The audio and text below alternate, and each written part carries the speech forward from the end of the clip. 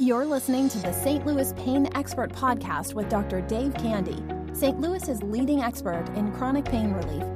Dr. Candy specializes in helping women age 40 and above to overcome chronic, nagging aches and pains without medication, injections, or surgery, so they can stay active, mobile, healthy, and independent. Whether you're suffering from pain yourself or know someone who is, pain's a universal experience that affects us all, but that doesn't mean you have to suffer. Knowledge is power, and having the right information can help you or someone you love get on the road to recovery. On the St. Louis Pain Expert Podcast, Dr. Candy talks with other pain experts from around the world to give you the information you need to recover, the peace of mind of knowing that you're not alone, and the hope that lasting relief from chronic pain is possible, and it doesn't require relying on pills, injections, or surgery in order to do so. So sit back, relax, and open your ears, mind, and heart, and let the healing begin. Welcome to the St. Louis Pain Expert Podcast. I'm your host, Dr. Dave Candy, and I'm here with Emma Green. She is from California, Pasadena, California, and she owns a chronic pain and clinical Pilates practice out there. And she's been helping people in chronic pain for a number of years. I'll let you tell you a little bit more about her experience. But she's actually originally from the United Kingdom, where the healthcare system is a little bit different. And so she's got sort of a global perspective on chronic pain, and she has some insights as to how they treat things differently over there versus what we do. And then she's going to share a little bit of insights as to how she helps her specific population of patients. So Emma, would you mind giving us your background and telling us a little bit about your practice? Yeah, absolutely. Hi, Dave, and thanks for inviting me onto the podcast. I really love what you're doing with this. The chronic pain population is often an underserved population, and I feel it's very crucial that we get the word out about this. So I applaud what you're doing, and thank you for inviting me today. It's a great honor. You're welcome. So my background, I trained as a physiotherapist in the UK many years ago. And I worked for the National Health Service for just a little over 10 years. And the health system in the UK is quite different to the health system over here. One of the hospitals that I worked at had a pain clinic, a very well-respected pain clinic that comprised a multidisciplinary team approach. So there was a doctor, a nurse, a psychologist, physical therapist, and occupational therapist, all involved in treating patients. Patients would come in, they would see every member of the team, and they would get a multidisciplinary approach to their healing. You know, many of these patients had tried lots of different things in the past, and it was really nice to kind of watch their journey with the pain clinic and seeing how they responded to the different types of treatments that a multidisciplinary team was able to give them. And can you tell us kind of about the approach that they took back in the UK?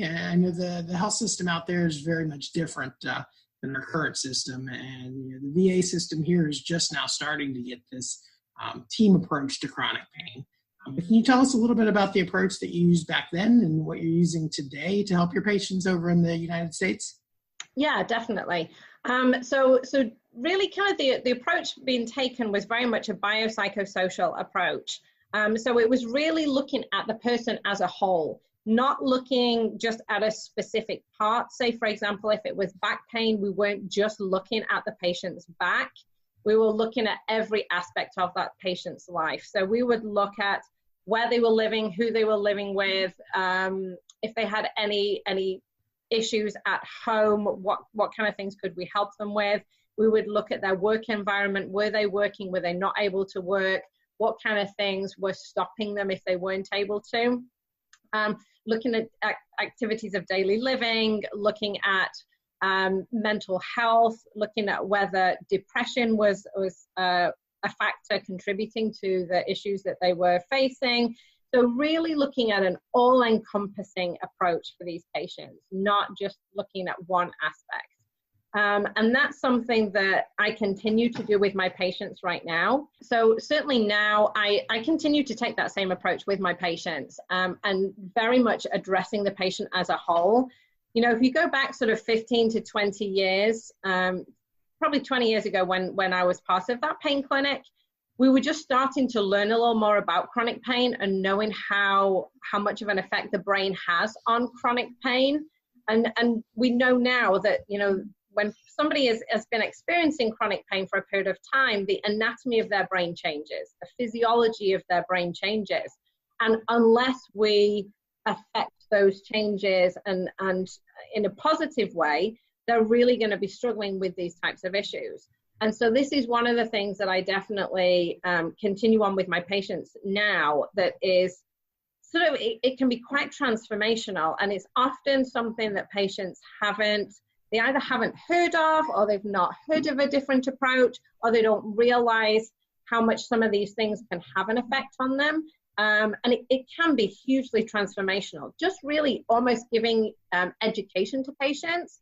A lot of times I will ask patients, have they heard of chronic pain? Now, some have, some haven't. Some don't know that there are different types of pain. And just learning about different types of pain can be really helpful for somebody's understanding and healing, just to know that there is a reason for what they're experiencing, and there are things that you can do then to help with that. So I use a lot of education.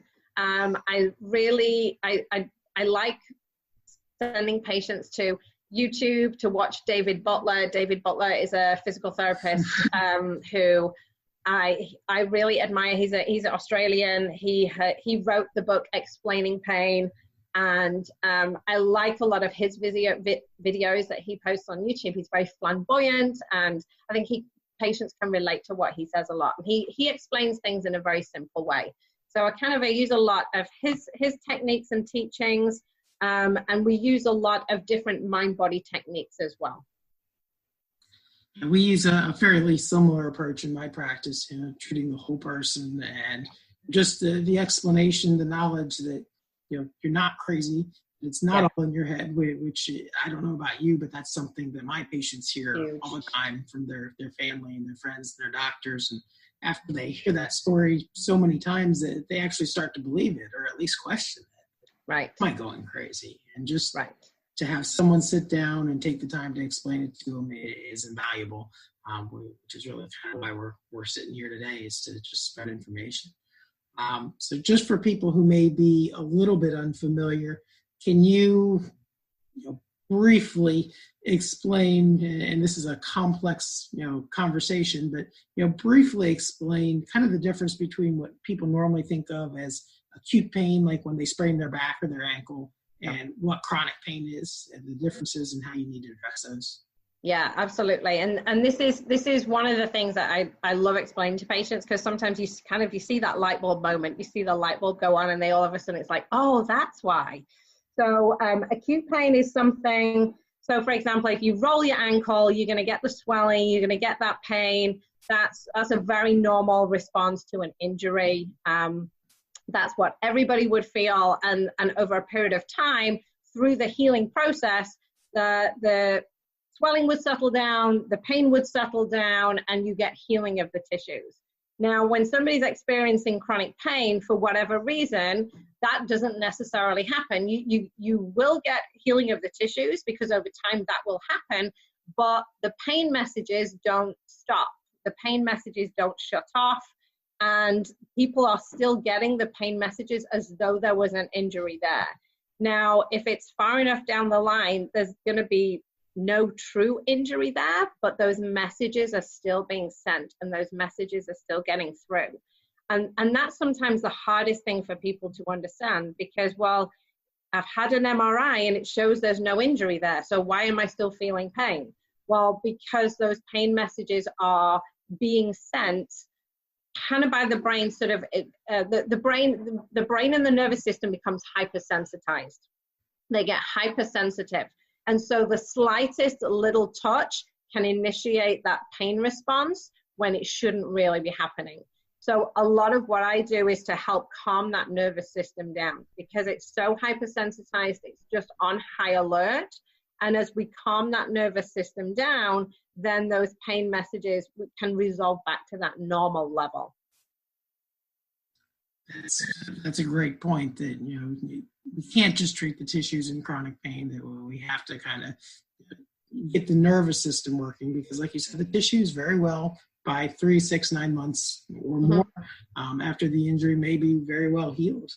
Can you kind of explain sort of the struggles and the journey that your patient goes to before they get to you, and then, what you do differently that they haven't experienced before? Yeah, definitely. I mean, most of the patients who find me have seen multiple practitioners before. I'm sure you find the same thing, Dave. They've been to they've tried lots of different things. Probably family and friends have given them lots of different names of practitioners to try, or try this brace, try heat, try these pills, try this exercise. And so most people have tried a lot of things, and patients get really frustrated. And then they become really skeptical on, well, can this actually help me? And that's I think the thing that kind of gets me the most, is that people are out there and help is out there, but they're almost not open to it because they've tried so many different things, and they've been disappointed so many times. They've been disappointed so many times, they don't want to be disappointed again. What if I try this and it doesn't work again? What if I try this and I look foolish for trying this? What if I try this and I'm wasting more money? And they get so disillusioned by all of the things they've tried that hasn't worked. So the education is the biggest part, and telling them that, that there are lots of things that we can do that can help. That there are people out there just like them that have been helped by these things. I find a lot of my patients really respond very well to hearing other patients' stories. When you hear about somebody who was in your shoes and how they recovered and how they've got back to doing everything that they want to do, and then it is possible. And that's one of the biggest things that I feel like we can help people with is sharing other people's stories, so that they then can see that we can improve these things. Beyond the education side of things, one of the biggest things that I use is cardio exercise, and it has to be outside. So I talked a little bit about normalizing the nervous system. I talk about rebooting the brain. So the brain, we've had these anatomical and physiological changes within the brain. We've got a hypersensitized nervous system. We've got to reboot the brain and reboot the nervous system to calm everything down. The best way we can do that is by getting outside, doing cardio exercise, and that can be as simple as walking, but out in nature where you're seeing green things, that helps our brain to reboot.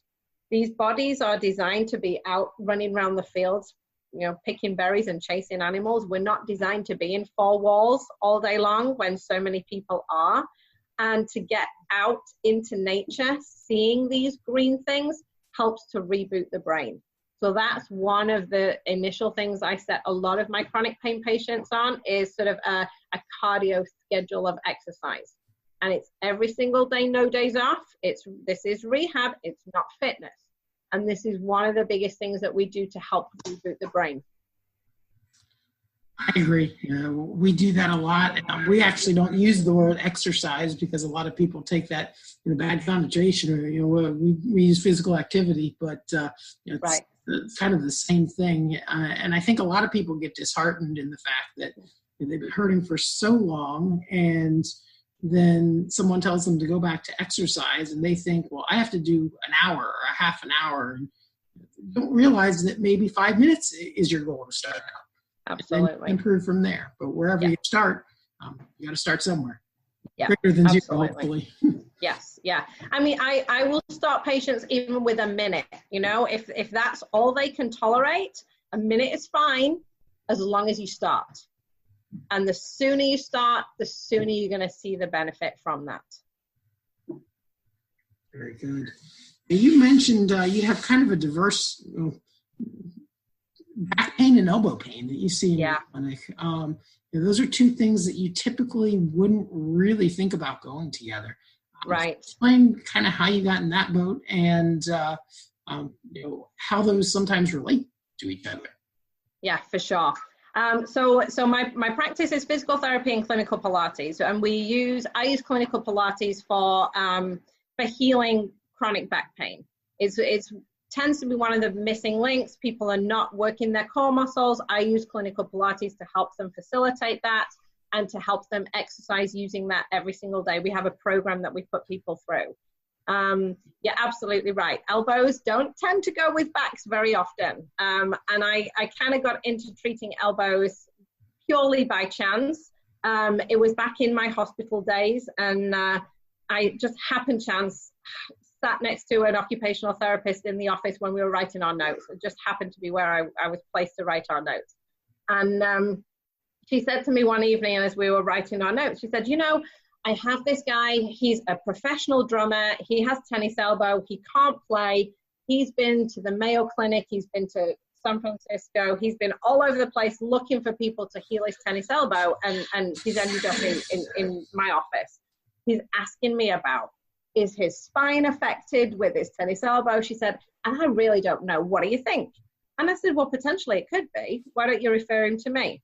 So I started working with this guy, and this is probably one of the things that just really opened my eyes to the fact that, undoubtedly we have to treat people as a whole. This guy had tennis elbow, which obviously we think about very much just the elbow. He'd had it for such a long time that not only had it affected his shoulder, it had affected his neck, it had affected his upper back, his thoracic spine as well.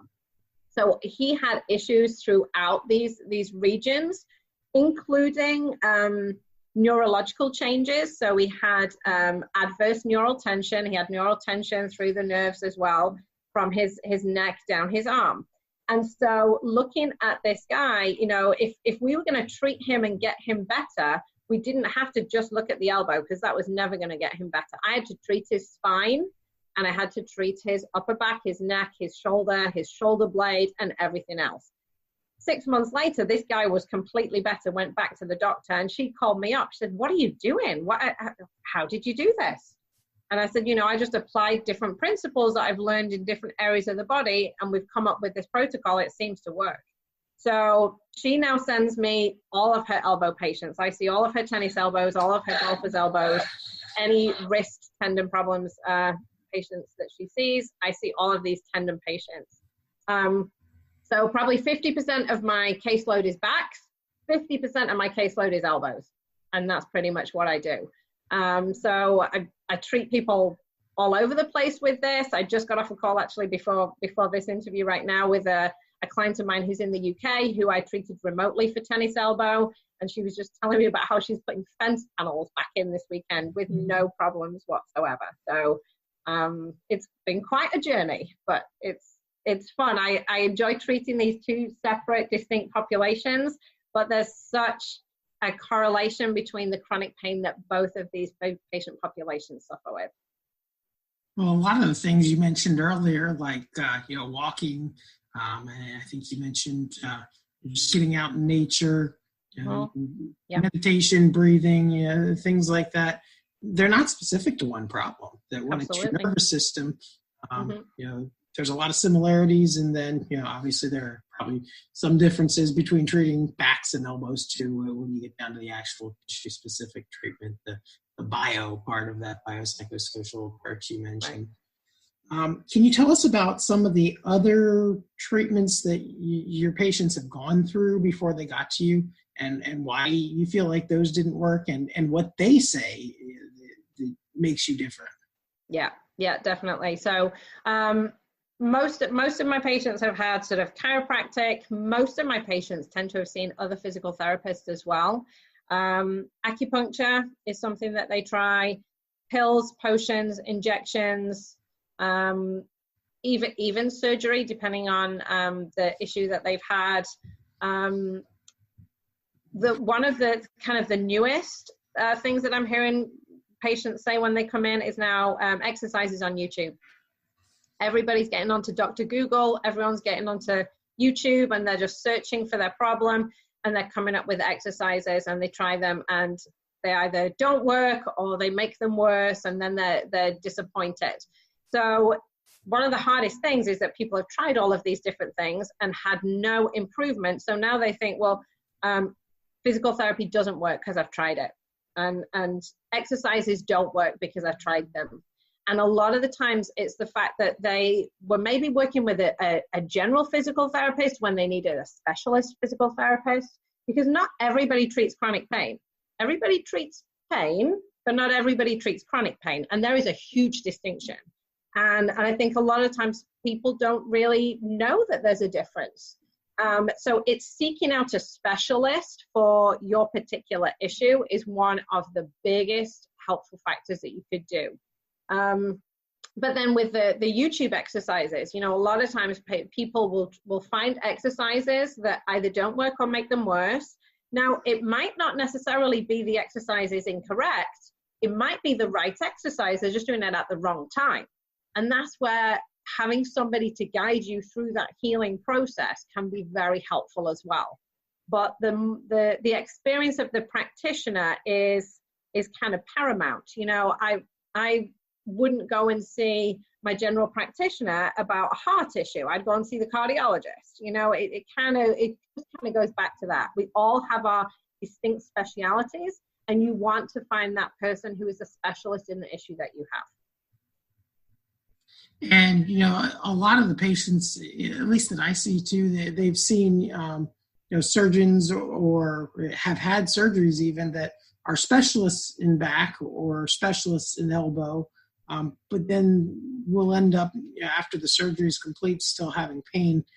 Can you speak to that a little bit? As after the surgeon has fixed the problem and the disc is healed on the MRI or the elbow surgery that they had, all the signs of healing are complete, but yet they're still suffering and they're still experiencing pain.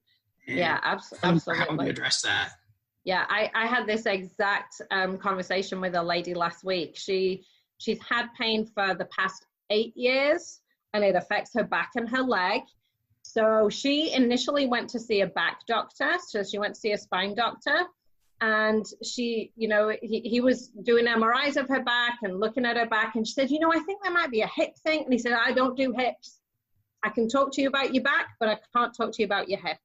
And so then she went to see a hip doctor. And they took an MRI, and he was talking to her about her hip and said, you know, but I think there's partly this stuff going on with my back as well. And he said, I can't talk to you about your back. I can only deal with the hip problem. And so, you know, these specialists are great because one is only dealing with the back problem, one is only dealing with the hip problem, but we have to look at the person as a whole. And this sometimes is then the hardest part, because this lady does have a back problem and a hip problem, and both of those things are combining together to give her the issue that she has. Now, thankfully, she doesn't need surgery, and so we can heal her, we can help her with physical therapy and clinical Pilates, and using the strategies that we use to get rid of her 8-year chronic pain that she's suffering with. But it's immensely frustrating for patients when they can get so caught up on, I'm going to go and see the back doctor and he's going to help me. And then if he can't, it's so demoralizing and it's so upsetting. And as you say, you know, you rightly say, some patients will go ahead and have surgeries. I had another patient who came in and told me about the back surgery that they'd had, but the pain hadn't gone away. The pain was exactly the same. And they saw on the MRI, you know, the surgeon had fixed the disc. So the disc problem that they thought was causing the pain was fixed with surgery, but the pain was the same. And so that can be very demoralizing as well. People are looking for a silver bullet. You know, they're looking for the one thing. They're looking for that one thing that's going to make the difference. And oftentimes it's not one thing. It's a combination of factors, but it's that combination of factors at the right time. And that's the hardest fight. The hardest thing to find is somebody to guide you through that. I think that sounds great. You mentioned along that conversation that people get demoralized, and earlier you mentioned that they come to you kind of skeptical that anything can help them. So yeah. How do you go about helping them win back that hope when they've kind of come to accept that, it's safer just to tell myself that nothing can get better, because that way I don't get let down one more time. Yeah. And that can be a huge problem. The biggest thing that I find for patients like that is other patients' success stories. And it's finding other patients that are just like them and hearing their story. And so when I get my patients, I have so many patients who just offer to do success stories because they feel so strongly that had they known about what we can do sooner, they would have come in sooner, they would have, tried things sooner. And they really want to be able to help people who are in that same situation. And so when people first contact me and ask me for help, obviously I'm going to tell me your story. Tell me what's going on. I want to hear the story. Tell me what you've tried. Tell me how long it's been bothering you. Tell me what it's stopping you from doing. What is this issue that you've got right now? Why have you got to the point where you're calling me? What is it stopping you from doing? What is it taking away from your life? And so they'll give me the story. I can tell them how I can help them, but then I will shoot them an email with either a written success story of a patient just like them or a video success story of a patient just like them that they can read or listen to, because it's all well and good me telling them what I can do for them, but it's so much more powerful when somebody else who's been in their shoes can give them that information, because they were feeling the same way. They've been through the same things. They've seen the tons of different doctors and got the same answers. They've traveled all over the place trying to find a solution to their problem. And then they've found it, and they can give that information, the different things they've tried, the journey that they went on, what they're back doing. Well, thank you. You obviously do a great service in your community for people with all different kinds of pain, back pain and elbow pain. And, if somebody is hearing this and they happen to be in the Pasadena area, or I think you said you even treat people from around the world virtually, Yep. How could someone who needs your help get in touch with you? Yeah, so they can go onto my website, which is clinicalpilatespasadena.com. And I'm also on Facebook. So we are Core by Design on Facebook and Emma Green on Facebook, Instagram as well. And if people want to shoot us an email, we're at contact@clinicalpilatespasadena.com. I love answering questions. So, and I'll say to all of my patients as well, if you have any questions, you shoot me an email straight away. Don't think you're going to wait till the next time you see me. I want to hear about it straight away. I love answering questions. And I'll put all the information in the show notes from this episode. Kind of to wrap up, what one or two pieces of closing information that you'd want someone with chronic pain to take away from this call? What would you like people to know? I think the biggest thing is to know that there is help out there. We are learning all the time. We don't fully understand everything about chronic pain. We are still learning, but we know a lot more now than we did 10, 15, 20 years ago. And so there are things that can help. The biggest thing is, that getting out into nature. If the weather is okay, get out, get seeing some green things, get seeing the trees and the grass and the flowers, and that can be the biggest thing that can be incredibly helpful. But using meditation, using visualization, doing some of the mind-body techniques, yoga can be a helpful adjunct as well.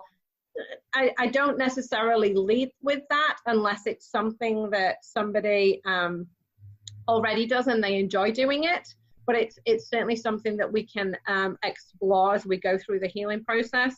But getting out into nature, starting just to get a little more physical activity, as you said, that's probably the biggest thing that can be most helpful. Okay. Well, thank you so much for joining us today, Emma. Your information has been very valuable, and we wish you the best of luck in your practice and in life. Thanks so much, Dave. This has been an absolute pleasure. I've enjoyed it. All right. Thanks, Emma.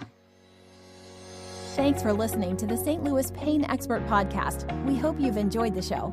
If you live in the St. Louis area and would like Dr. Candy's help to find a solution to your pain, visit our website at stlpainexpert.com. Email Dr. Candy at dave@stlpainexpert.com or call Dr. Candy's clinical practice, Movement for Life, at 314-941-3970.